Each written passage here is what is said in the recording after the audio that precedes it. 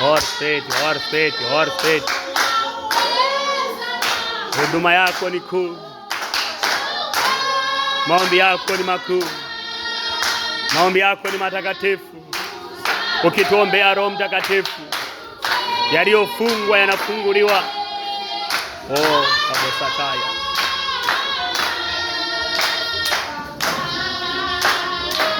Thank you.